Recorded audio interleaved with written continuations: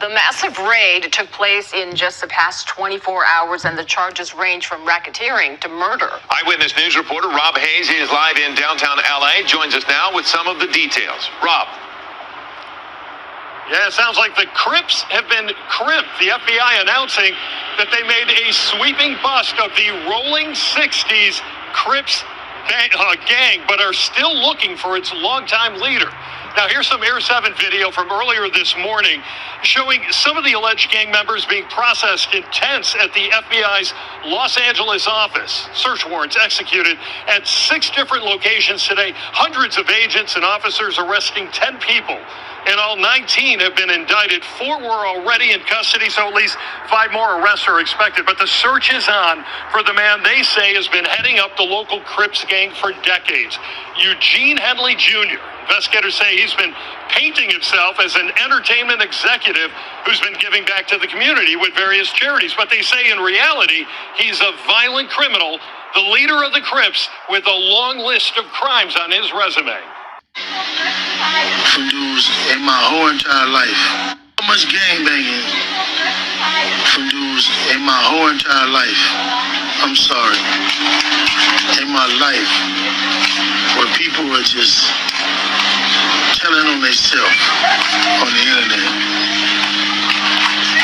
I ain't never seen that before. And I'm talking about my own boys.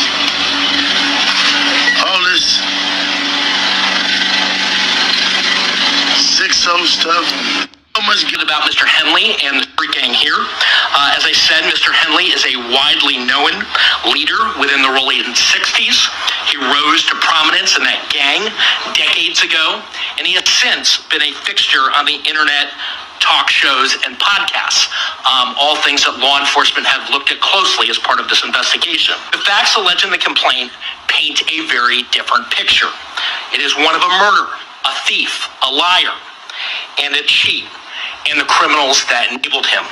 For example, Mr. Henley engaged in a murder of a musician signed to his label in 2021 and dumped the victim's body in Las Vegas off of the I-15 freeway. He then attempted to evade and obstruct the investigation into the murder, including ordering witnesses not to speak with law enforcement. Henley's criminal enterprise also engaged in other crimes, including transporting prostitutes across state lines, extorting strip clubs, marijuana dispensaries, and other businesses, and fraudulently applying for COVID loans in the form of a business relief loan. On that application, Mr. Henley falsely stated that his music label, Unique Music, operated at a $200,000 profit in 2019 and was entitled to government assistance, despite the reality that the company had operated at a loss and was ineligible for such relief. Finally, Mr. Henley is accused of embezzling donations made by celebrities, professional athletes, and businesses to his charity, Developing Options, which, as I said, purports to give South LA at-risk youth alternatives to gang violence, drugs, and other criminal activity. Henley used this charity as a front. He used it to conceal his fraudulent activities, his criminal enterprises activities, and evade detection from law enforcement.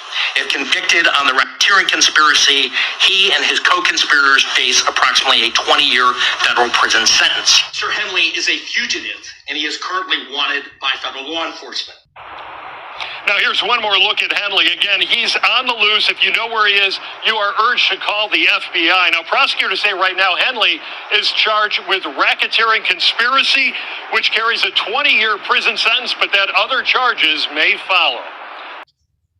Man, oh man, ain't this some ish right here? A day of reckoning is hitting the blogosphere. And before we dive all into all this, and as always, y'all, I need to hear from the people out there. Tap in, join the discussion, sub to the channel. You know, it's all about coffee, talking it up with y'all on the different topics, man. But for once and all, I wonder if anyone is really going to see where the lines being blurred between internet-ish, reality, etc. Like, it doesn't stop. We already know this. You know, everyone knows the feds, law enforcement have all been watching and paying close attention for the longest time, right? This ain't nothing new, but it's mentioned right here in the reports about this. You know, podcasts and social media were used they were used in furtherance of this criminal enterprise. Like right here, we have it right in the press release. They're referencing to comment who this individual is in 2021 that they're just referencing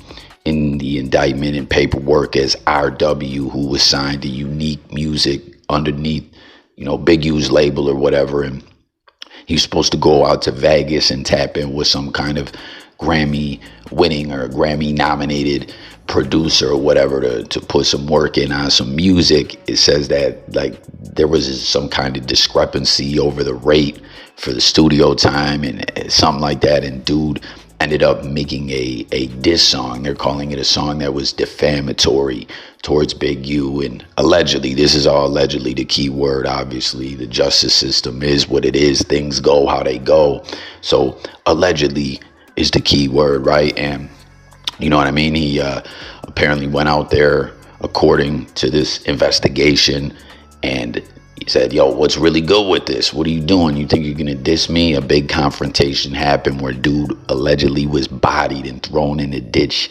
in the desert right off the interstate in Vegas. And I just got to say, we all know this, man. Vegas is the desert.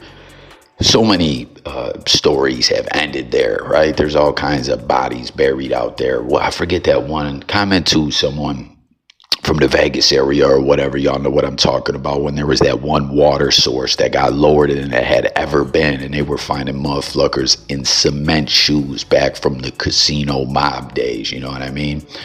But as it says, but RW did not record at the agreed upon rate and instead recorded a defamatory song about Henley, causing Henley and Robinson to travel to Las Vegas to confront him. Henley allegedly drove RW to North Vegas, shot him in the head, and dragged the victim's body off Interstate 15 into the desert and left it in a ditch.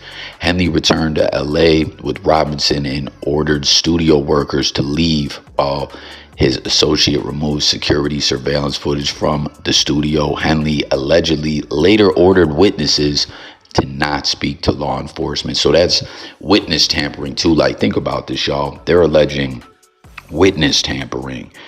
They're alleging with the whole Big U Enterprises. They're saying even though like he was a big homie in the rolling 60s, they're saying that it's not necessarily a straight up 60s indictment, that his own ish that he had going acted as its separate own entity and criminal enterprise. And man, this is all wild too when we look at the Wack 100 Big U beef. If you guys recall, way back when we first started finding out people, and I'm talking about people in the blogosphere, not people with no like tied in some way and have a little bit more knowledge than the average Joe. You know what I mean? When it started becoming more apparent to people who are just everyday viewers of the content. There's that clip out there where Big U was calling Wack 100 CS2 back, right? He was calling him back. The federal informant from that case a long time ago involving the Main Street Mafia, Crips, and other people like that. And it's so crazy because Wack then turned around and said, Big U has been nothing but a rat with this grid program stuff, which is crazy too, because they reference right in this whole indictment, press release, and paperwork, that this man, and again, allegedly was like a anti-gang, like let's change it up. The FBI's let's offer Los Angeles office search warrants other executed lanes to go other than gang banging in the street. And they're saying that was all fake, that was all fraudulent, you know what I mean? And then there was also those reports about Big U already being picked up by the feds and let go. I don't believe that to be true. As we're seeing now, he's a fugitive. There was the reports that Bricc baby was picked up. This ish is crazy, man.